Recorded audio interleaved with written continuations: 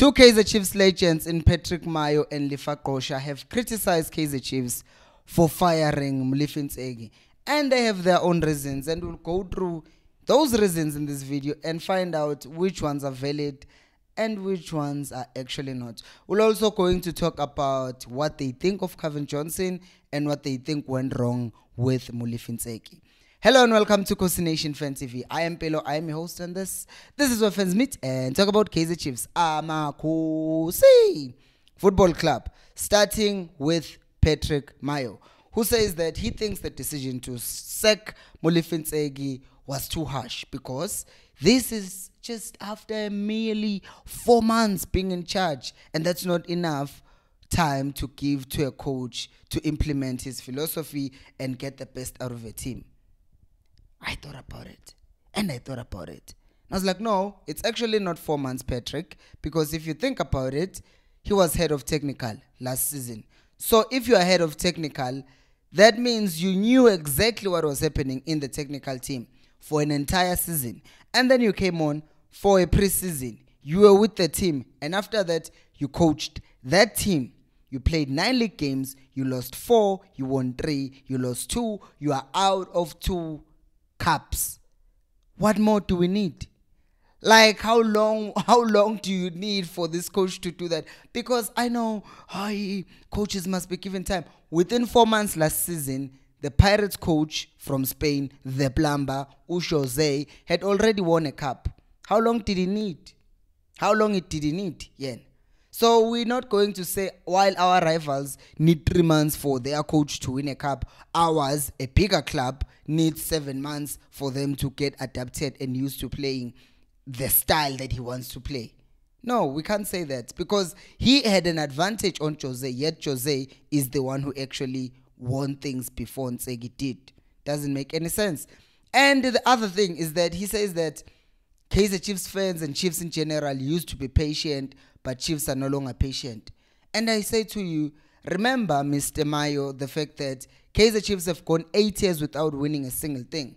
We've been patient long enough, and people have lost their patience because you can't keep on singing the same song. Please be patient. Please give us time.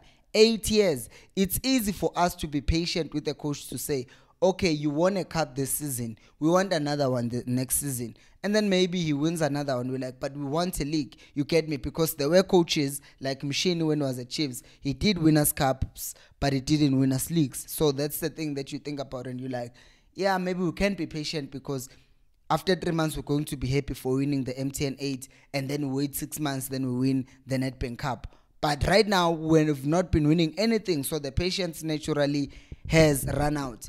Ironically, he then goes on to talk about Kevin Johnson, and he says that the shoes that are left by Ntsegi and the position itself of coaching Kaizer Chiefs are too big shoes to fill. I'm like, but you're talking about Mlifintsegi, the same Mlifintsegi who had no experience coaching any domestic team, like in the top flight. He didn't ever coach any domestic team in the top flight, not even a Platinum Stars. And then Kevin Johnson has actually coached the Platinum Stars that had star players. Well, it wasn't star players, but he made them star players. So I would say that Kevin Johnson would fit comfortably in those shoes better than Ntsegi. In fact, if he does fail, but I think he would fail better than what Ntsegi did because Ntsegi had no experience. He was just out of his depth. And then the other thing that I don't agree with, it seems like I disagree with everything that Patrick Mayo says here, because he says that he doesn't want these international coaches to come to South Africa. He prefers the local coaches so that they can be given time to grow and get better.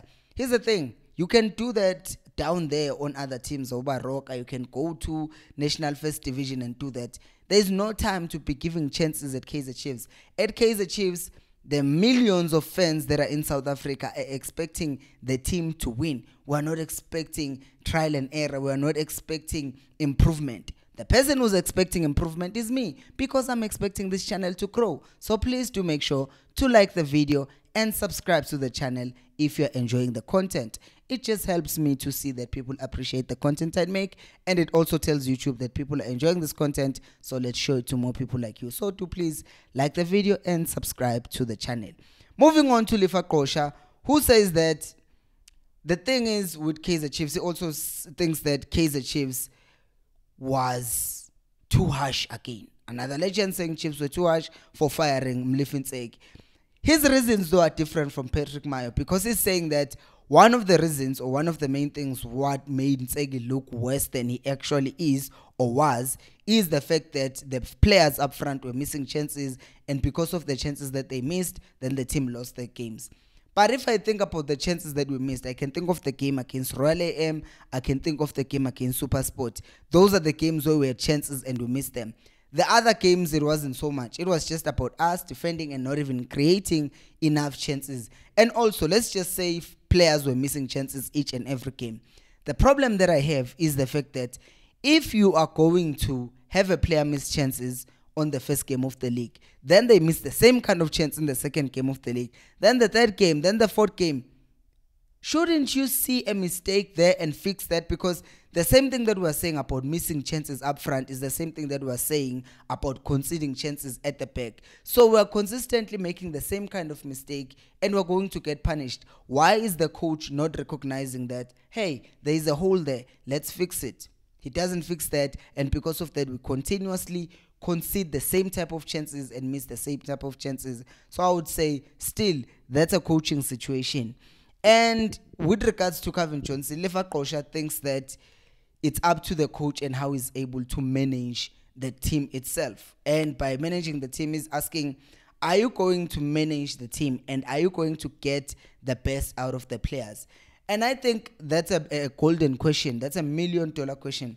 Because yes, I would say maybe 40% or 30% of the coaching comes from being able to manage the team. Or let's just say 40 and then there's the 60 for the tactics, because even if you are nice and you always make the players feel good, which is what I think Ntseki was doing, because he was always hugging the players, the vibe, you could see that, everyone is just the positivity all around. But the thing is, positivity doesn't win you games. Tactics will ultimately win you games. I don't disagree with the fact that managing the players is also very important. It's a vital thing, because if the players are not happy, they're not going to give you anything. But the respect that the players will have for you comes from that 60%, because if the players see that you know what you are doing as a coach, then the respect for you even gets even better. And then even the players that would have been grumbling because they're not getting enough game time, they will stop doing that, because they can see that the team is winning and the tactics that you are telling the other players to apply, they're applying them and they're winning. But if you look at Ntseki, you see him playing a player like Mart or playing Castillo for 80 minutes, seeing very well that the player is tired. Not that they're bad, but even when they're tired, and you look at the bench, you have someone like Mtutuzi Shabalala who can come on and change the game. And then the players are going to say, oh, we are losing, but he's not even bringing us on. Obviously, the relationship between the players and the coach is going to be bad, because you are sticking to tactics that don't work. Even if you hack them 10 times, it's not going to work, because they are losing respect for you, because the system that you're implementing is not working. But if the system was working, then the player would be like, let me prove myself so that I can get into this team. While on the other hand, they're like, and then the body language of the players, you can just tell that they're no longer committed, they don't want to play, because this coach is clueless about what he's doing.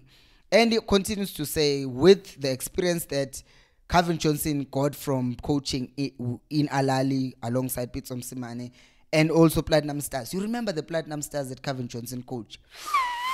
It was really good. So those are the things that you look forward to with Calvin Johnson and say, you know what, maybe there's something there. Maybe there's something that he can do for our club. But what do you think about what Gqosha and Mayo said? Let me know down in the comment section below. Thank you so much for watching, and until next time, remember, Gqosha, I'll pay you more.